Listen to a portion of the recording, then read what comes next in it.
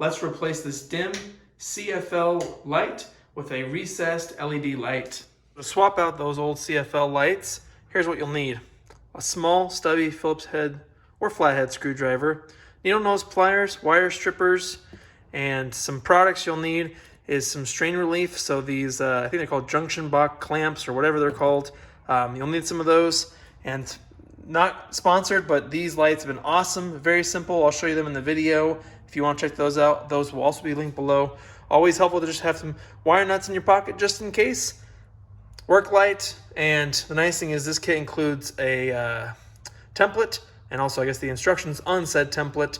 So if you need to drill holes, which I really doubt you would since you're watching this video from converting from a CFL to a flush mount LED, but this is a 6-inch diagram or template, so you can use that to cut your holes. But if you have can lights, they usually should be about 6 inches, but double check with a tape measure. Let's get started, and of course, don't forget your ladder. Shut off power at the breaker, and make sure if you don't feel comfortable doing this that you call an electrician. Turn the power off, and then these ones, you just pull around the flange. There's gonna be some foam there. You can see we've got some springs. Those springs hook in, so just pinch them together like that, and then they'll come off. Same thing on the other side.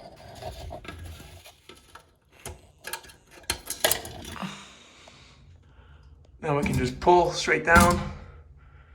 There's the bulb, and here is the can. 1, 2, 3, and then 4 screws that mount the can to the wall or ceiling, I guess. So I'm just gonna unscrew them.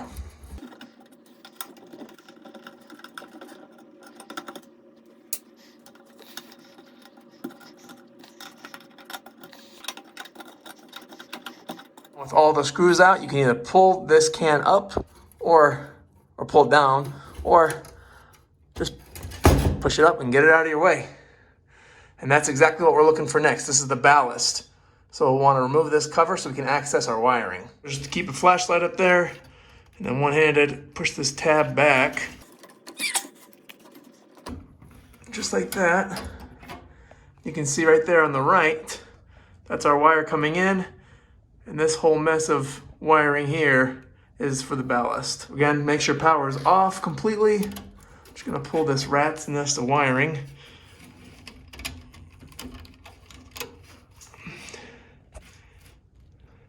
And really we just want all the wires that are coming from this Romex right here. So these 3, so we got our hot, our neutral, and our ground. So we can just uncap these wire nuts. And then disentangle these wires, which I'm gonna do probably off camera because I don't know how to hold the phone up here and untangle wires. All right, so now you can see we've got those wires isolated that we're gonna use. You can just leave it like this, but I don't know. I wanna make it a little bit cleaner. So I'm actually gonna pull out this wiring. So I'm gonna pull down on this tab. You might not be able to do this. Completely optional, but I just bent that tab out of the way. Now we can pull our bundle through and wire it from here. What's left in here, there's nothing else energizing it since it's just on its own dedicated circuit. So if you want, you can rip it out or leave it up here. I'm just gonna leave it up here just in case future me changes their mind. And then I'll leave it closed, not that it matters. Here's our light. I'll link it below in the description. It's actually pretty awesome. I've done a couple of these already in the house and I really like it. So here's your junction box. So you'll run that conduit through here, and look at this. You got these, I don't know what they're technically called, quick connects. I know that like Wago makes some, but literally you just match color for color, hot, neutral, and then ground, and you just plug in the de-insulated wire, the stripped wire, into these with the corresponding color, close this up, and then plug this into your light. So, I mean, I don't know if this could be made any easier. You can see here the 3 prongs, and it's keyed here, so you can see there's a notch at the top. You plug this together, tighten it, and then you're done. So, pretty darn cool. The only thing the kit does not come with, since we're running the wire through here, and we need to knock out a hole for the wire, This is sharp, so I want to have this kind of intermediary here to help, you know, not the metal jagged edges not strip out the wire incidentally.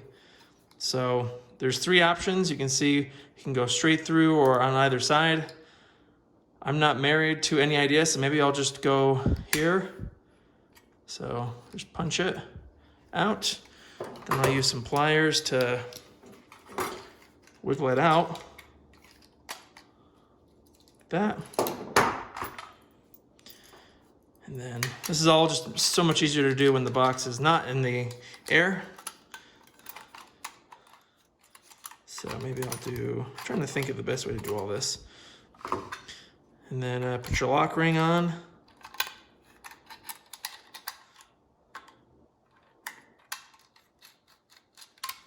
Get it.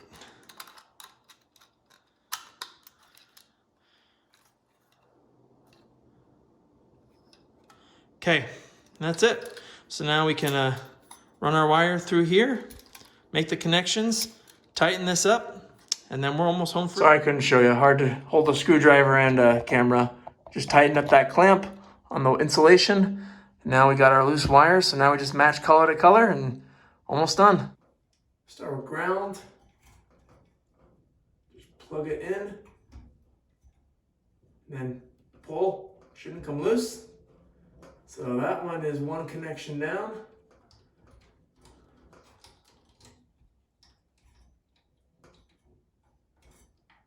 Gonna get that out of the way.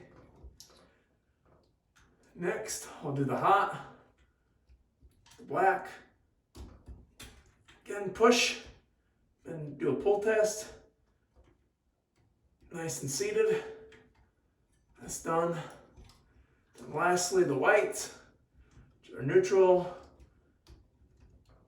This one doesn't look like there's enough wire, so I'm actually gonna cut it a little bit.